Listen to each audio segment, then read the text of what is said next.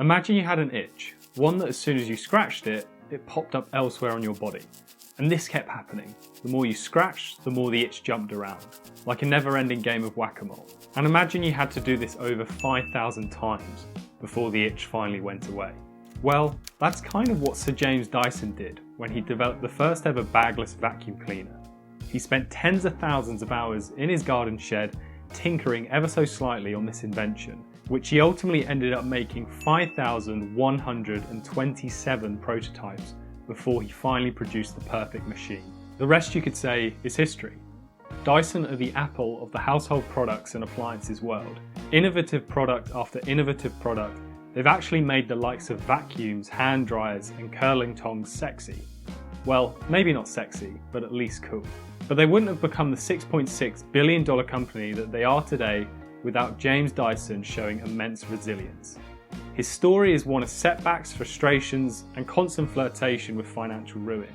But somehow he overcame all this. So today is episode 3 in our series Lessons in Resilience, to uncover what allowed Sir James Dyson to become the greatest inventor of his generation.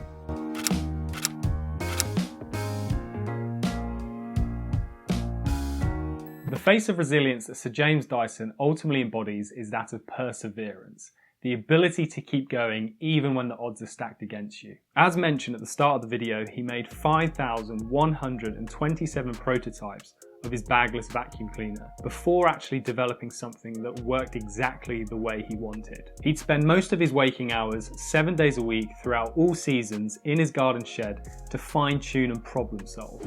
His goal was to incorporate a cyclone into a vacuum cleaner so that it retained optimum suction, because at the time vacuums worked by putting in a vacuum bag and replacing these after they filled up. But Dyson noticed that the suction of even the best vacuums wasn't compromised by a full bag.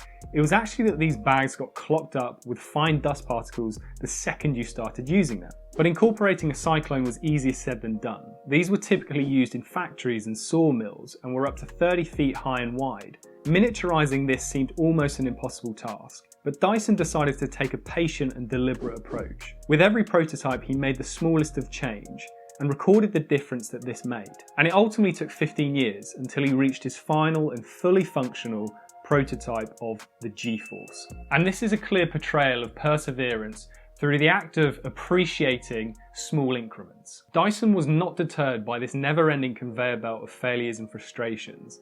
In 2007, in an interview with Fast Company, he said, "I made 5,127 prototypes of my vacuum before I got it right.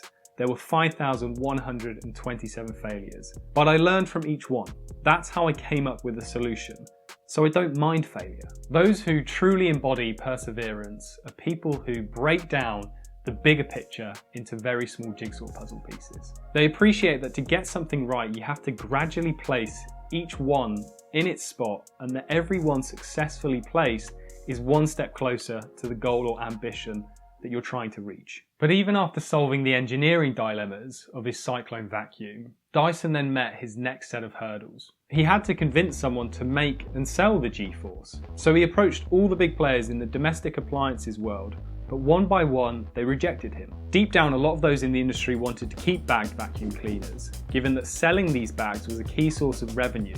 And at that time in the late 1980s, a $100 million industry, literally just selling vacuum bags. But Dyson again persevered. He wasn't afraid to rock the boat and defy the status quo.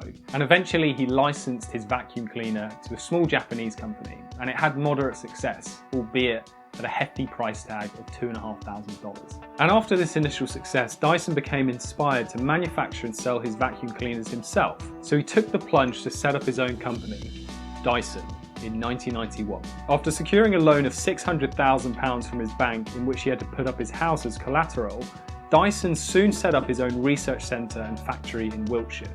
And soon after, Dyson managed to convince all major British retailers to sell his new dual cyclone vacuum after an iconic advertising campaign based around the slogan, "Say goodbye to the bag." And within 2 years, the Dyson Dual Cyclone Vacuum became the best-selling vacuum cleaner within the entire UK, with revenues hitting over $100 million. And from this amazing snowball of success, it's important to recognise another aspect of Sir James Dyson's perseverance, the idea of being able to ignore naysayers. Whenever someone tries to do something different or innovative, they will be met with endless skepticism and people so far set in their ways that they won't budge. And in some cases, the only thing to do is just like what Dyson also did to vacuum bags: say goodbye to them. Since the success of James Dyson's vacuums in the UK, followed by the US and now globally, his company is now continually responsible for many of the amazing feats of innovation that we've seen over the past 25 years. But this has only come from decades of perseverance. He was swimming in debt during his 40s whilst trying to raise a family, was met with a lack of enthusiasm whenever trying to pitch his idea, and faced an endless conveyor belt of frustrations and failures in the pursuit of developing a brand new technology. But in sticking to what he knew to be a much needed solution for millions of people, he eventually achieved the success that he fully deserves. And he is a role model that we can all turn to during the times we feel pained by the situation we're in. And this is best summarised by Sir James Dyson himself in saying that the time to push hard is when you're hurting like crazy and you want to give up. Success is often just around the corner.